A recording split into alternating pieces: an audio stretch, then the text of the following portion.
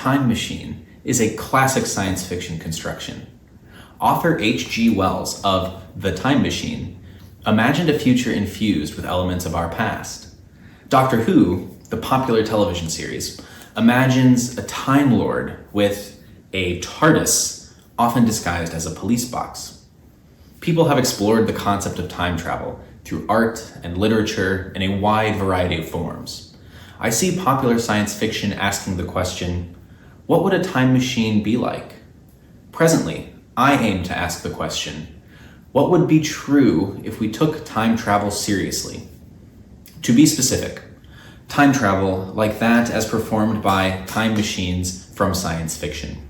I will not be considering alternate devices for time travel, magic, for example. Any serious discussion of time travel must, I think, include mention of the Time Traveler Party organized by the late physicist Stephen Hawking. Quoting its Wikipedia article, on the 28th of June 2009, British astrophysicist Stephen Hawking hosted a party for time travelers in the University of Cambridge.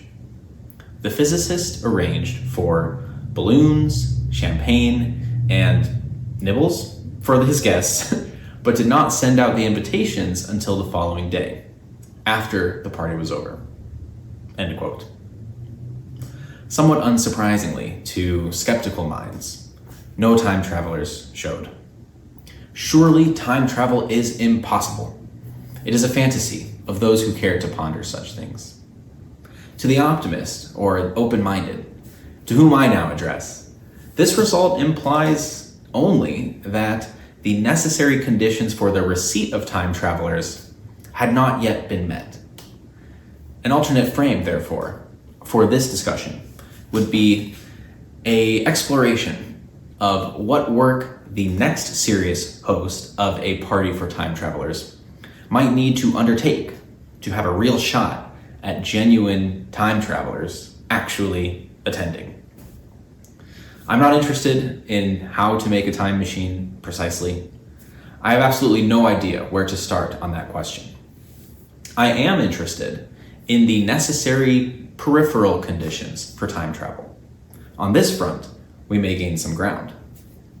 My first and primary concern is a very physical objection, that of overlapping matter. Critically, the purpose of time travel is to move matter through time. Hawking through his party at, and forgive my pronunciation, Gonville and Caius College at Cambridge, I'm not sure the form in which he expected evidence of time travel. Would a time traveler phase into existence before his eyes? Or would they walk in the room from outside of it as anyone would? Needing to, from that point of introduction, prove their credentials as time travelers, prove their time travel capability. It is my guess that the former would not be possible. The room Hawking hosted his party in was certainly full of matter. Tables, Hawking himself, the air in the room, every molecule, every subatomic particle would pose a risk to the time traveler and to those present.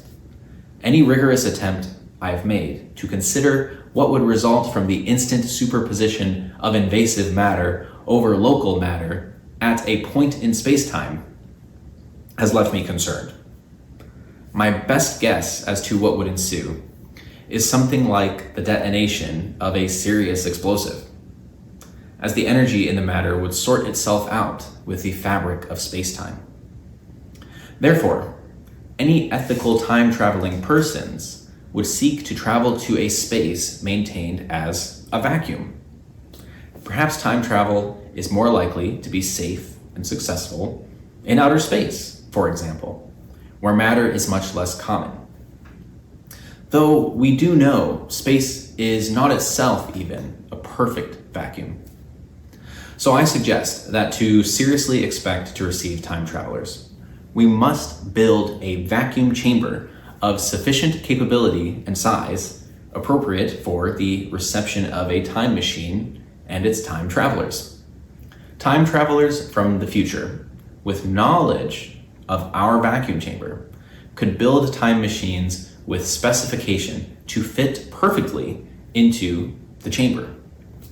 This strategy would work around the roadblock of overlapping matter. I expect this would be maintained in outer space, as the environment around the vacuum chamber would not need to combat the atmospheric pressure that it would otherwise be constrained by for such a device built on Earth's surface. I think of the great movie Field of Dreams.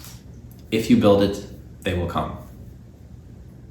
A secondary yet significant concern is social, that of safe harbor.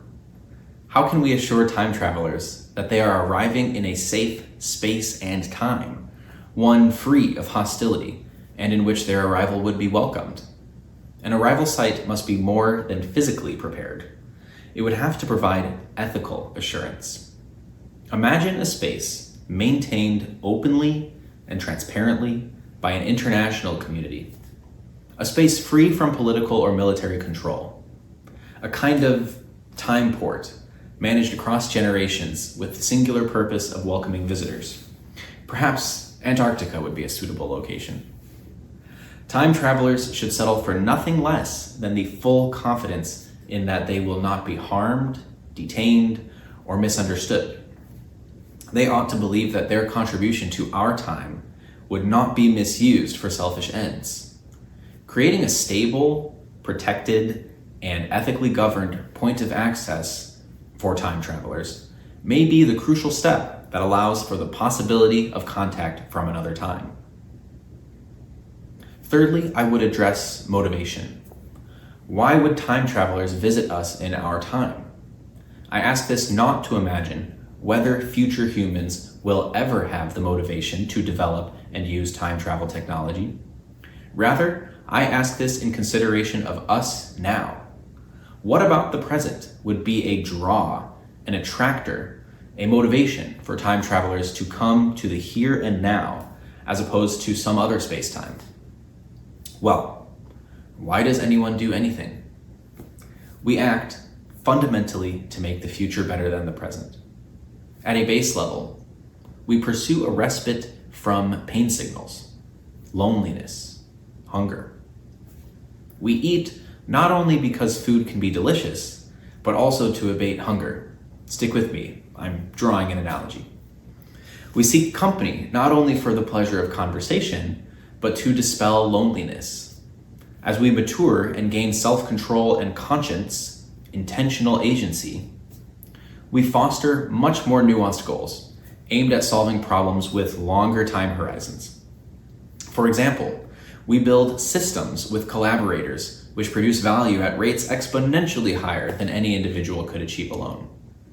Industrial farming technology and food supply chain networks, for example, have in some areas of the world generated a local standard of surplus. We have children, for many reasons, one of which is, in a sense, to resolve the problem of legacy, of existing into the future. To be human is to make the future better. Therefore, I posit that a primary motivation of time travelers would be to in some manner improve the fate of humanity. I am optimistic of a general goodwill from time travelers. It is not my sense that human time travelers would have maligned interest towards fellow humans. I would hope that their presence in our time would not be arbitrary or exploitative, but purposeful, to nudge technological progress or social progress in some way, or to prevent calamity. I would hope that their mission would likely mirror our own deepest values, those of preservation, the advancement of human flourishing, and connection across generations. If we are to ever host guests from the future, we must first become the kind of hosts they would choose to visit. The act of preparing for time travelers is, in itself, a gesture of optimism, a way of affirming that the future still holds continuity with the present, that our actions today matter deeply tomorrow. Building a vacuum chamber may sound like an engineering challenge, and oh boy, it is. But perhaps it is also a metaphor, a space carved deliberately from the chaotic fullness of our world, a place made ready not just physically, but intentionally. In the same way, constructing a socially and ethically protected harbor for time travelers may seem like a fantasy, but it's also a vision of the kind of civilization we aspire to be a part of. Welcoming, transparent, collaborative across time. Time travelers, if they ever arrive, would arrive with a purpose, not to sightsee, likely, or to exploit, but to intervene in service of making the future better. The idea that they could choose our moment in history suggests something, I think, profound. That we, ourselves, might be on the cusp of something that really matters. Perhaps we stand at a hinge point, one in which small nudges can have sweeping consequences. Perhaps there is something in our time worth saving, amplifying, protecting. Perhaps the future depends more on us than we currently imagine.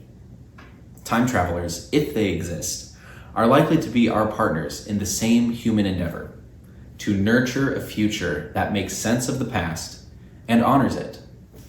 In preparing for the arrival of time travelers, we aren't just hoping for a visit from the future, we are deciding what kind of ancestors we intend to be.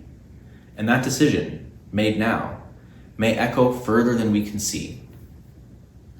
Playing with ideas like these is, if not else, something fun to think about.